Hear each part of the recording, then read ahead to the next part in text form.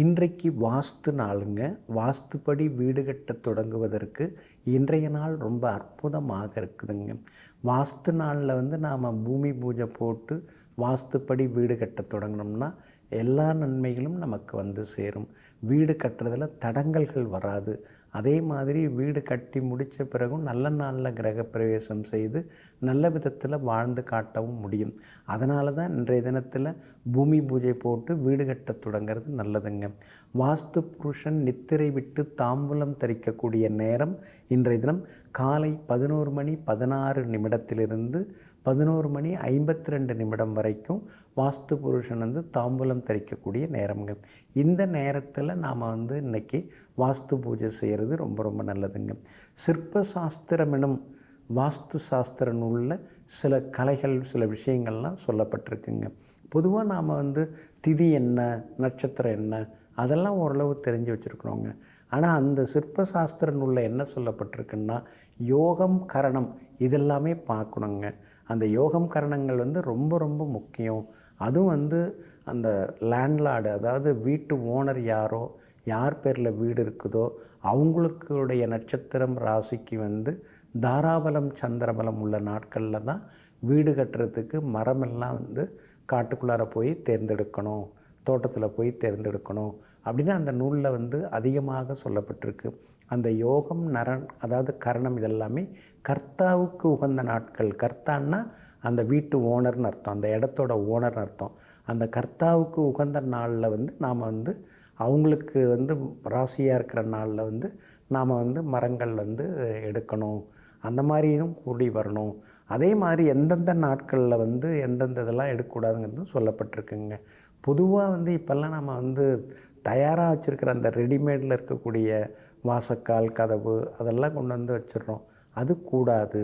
பொதுவாக மரத்தச்சருக்கு விஸ்வகர்மாவுக்கு நாம் தாம்பூலம் கொடுத்து பழங்கள் கொடுத்து துணிமணிகள் கொடுத்து அவங்களுக்கு முறைப்படி தட்சணையெல்லாம் கொடுத்து அவங்கள நம்ம அனுப்பி வைக்கணும். மரத்தை தேர்ந்தெடுக்கிறதுக்கு அவங்கள அனுப்பி வைக்கணும். அவங்க தான் மரத்தில் ஆண் மரம் எது பெண் மரம் எது அலிமரம் எதுன்னு சரியாக கண்டுபிடிச்சி அதை கொண்டு வருவாங்க. அது மாதிரி கொண்டு வரத்துக்கு அதாவது காட்டிலேருந்து தோட்டத்திலேருந்து ஒரு மரத்தை வெட்டி எடுக்கணும்னா அதுக்கு சில நட்சத்திரங்கள்லாம் இருக்குது. அந்த நட்சத்திர நாட்களில் தான் நம்ம கொண்டு வரணும். பொதுவாக அந்த நூலில் என்ன சொல்லப்பட்டிருக்குன்னா திருவோணம் அவிட்டம் சதயம் பூரட்டாதி உத்திரட்டாதி ஆகிய நட்சத்திரங்கள் நடைமுறையில் இருக்கிற அன்னைக்கு, அதாவது அந்த நட்சத்திரத்தில் சந்திரன் இருக்கிற அன்னைக்கு மரத்தை வெட்டக்கூடாது, மரத்தை கொண்டு வரக்கூடாது அப்படின்னு சொல்லப்பட்டிருக்கு.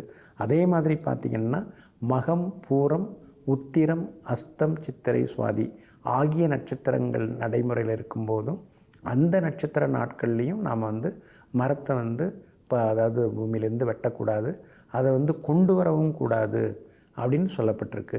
இதெல்லாம் நம்ம பின்பற்றி மற்ற நட்சத்திரங்கள் இருக்கிற நாட்களில் யோகங்கரணம் இதெல்லாம் பார்த்து நாம் அந்த மரத்தை எடுத்துகிட்டு நாம் வாசக்காலோ அல்லது கதவோ ஜன்னலோ அதெல்லாம் செய்து அதை நம்ம பயன்படுத்தும்போது அந்த வீட்டுக்கு ஒரு தனி சக்தி கிடைக்கும், ஒரு பாசிட்டிவ் எனர்ஜி கிடைக்கும்.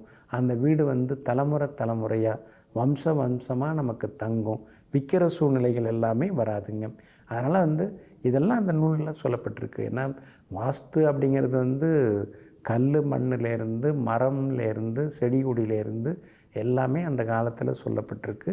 நம்முடைய முன்னோர்கள் இயற்கையாக இயல்பாக அதெல்லாம் பின்பற்றி வாழ்ந்திருக்கிறாங்க.